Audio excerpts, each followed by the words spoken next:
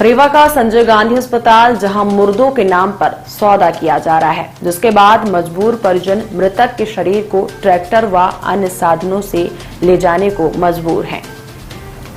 बताया जा रहा है कि अस्पताल में प्राइवेट एम्बुलेंस संचालकों के द्वारा एक एसोसिएशन का गठन किया गया है, जिससे एम्बुलेंस संचालक का नंबर आता है वह मनमाना रूप से पैसों की वसूली करता है। लोग यूनियन एम्बुलेंस लेने के गया तो वो बोलते हैं कि किलोमीटर में हम नहीं चलते हैं, वो मड़वास का 5500 रुपया मांग रहे हैं और किलोमीटर में बोलते हैं कि हम 250 किलोमीटर से ये इधर नहीं चलते हैं, 250 किलोमीटर रहेगा तो चलेंगे और 20 रुपया किलोमीटर मांग रहे हैं। क्या हुआ? मेरा बच्ची खत्म हो गई है। हम लोग तो यही पोस्टमार्टम के लिए इंतजार कर रहे हैं और गाड़ी का गए तो बोल रहे हैं कि 5500 रुपया मांग रहे हैं। अधिकारी से नहीं बात किए हैं और बोले अभी यहाँ पुलिस वाले से, तो बोले कि मंगा लो गांव से अपना प्राइवेट मंगा लो, ले जा सकते हैं आप। लाला केवल। यहाँ रेट का कोई निर्धारण नहीं है, केवल सौदेबाजी होती है और मृतकों के परिजन उनके शिकार होते हैं। हालांकि प्राइवेट एम्बुलेंस संचालकों के द्वारा जो रजिस्ट्रेशन कराया गया है उसमें एसी वाहन का रेट 18 रुपये और नॉन एसी का 15 रुपये प्रति किलोमीटर डालकर अस्पताल प्रबंधन को दिया गया है, लेकिन सारे नियमों को ताक पर रखकर केवल सौदेबाजी ही होती है। इन पर किसी का लगाम नहीं है और न ही अस्पताल के अंदर किसी भी तरह की सूची चस्पा है जिससे रेट का निर्धारण किया जा सके। इस संबंध में अस्पताल प्रशासन का कहना है कि इस तरह की शिकायतें बार बार आ रही हैं, जिस पर जल्द ही बैठक की जाएगी। देखा जाए तो अस्पताल के अंदर एम्बुलेंस संचालकों के दलाल वार्ड में ड्यूटी करते हैं और जैसे ही कोई गंभीर होता है या किसी की मृत्यु होती है तो उससे दलाली शुरू हो जाती है।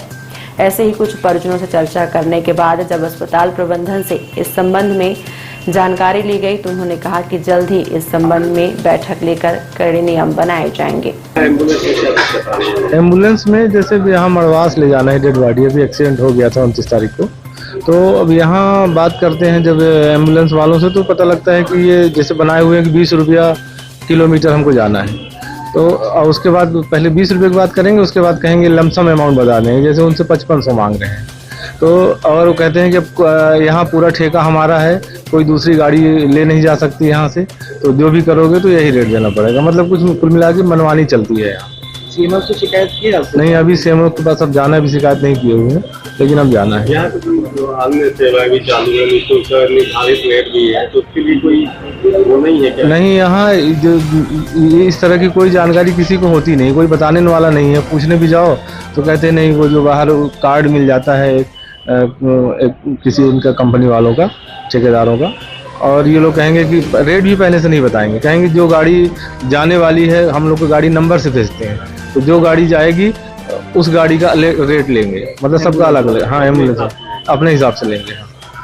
प्राइवेट एम्बुलेंस के लिए लोग भटक रहे हैं अपने मतलब उसको गाड़ी को लेके और रेट संभालन लिए जा रहे हैं। देखिए, हमारे पास इन लोगों ने एक अपना एसोसिएशन बनाया। हम बड़े दिनों से लगे हुए थे इस प्रयास में कि इस मनमानी पे अंकुश लगे और जो ये लुटाई की शिकायतें मिलती हैं वो बंद हों।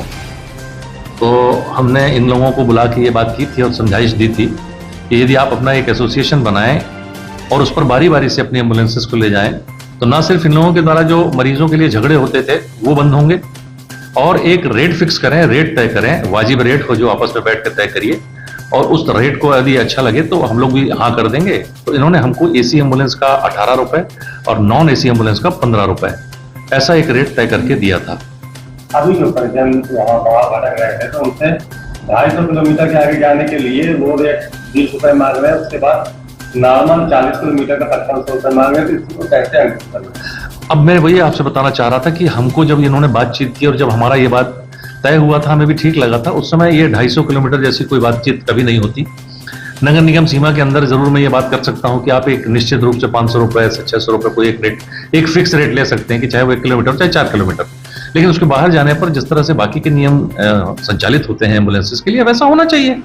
आपने भी ये बताया, एक आध शिकायत और भी मिली है, आज ही अभी मेरी बात हुई और इस संबंध में प्रशासन से अनुरोध करेंगे हम, स्थानीय प्रशासन से जो हमारा एसडीएम मैडम है, और हम आरटीओ साहब से बात करेंगे और एक बैठक करके इन लोगों को वापस बुला के और इस बार कुछ निर्णयात्मक कदम उठाएंगे ताकि ये इस तरह की लुटाइयां जल्दी से जल्दी बंद हो सके। सर, जितने एम्बुलेंस ये चल रहे हैं, क्या इनके नाम और वो उनकी सूची है आपके पास? उन्होंने जब हमको ये एसोसिएशन का गठन किया है तो उसमें नाम नंबर की सूची हमें दी थी, जो इनके मालिक हैं उन सबके।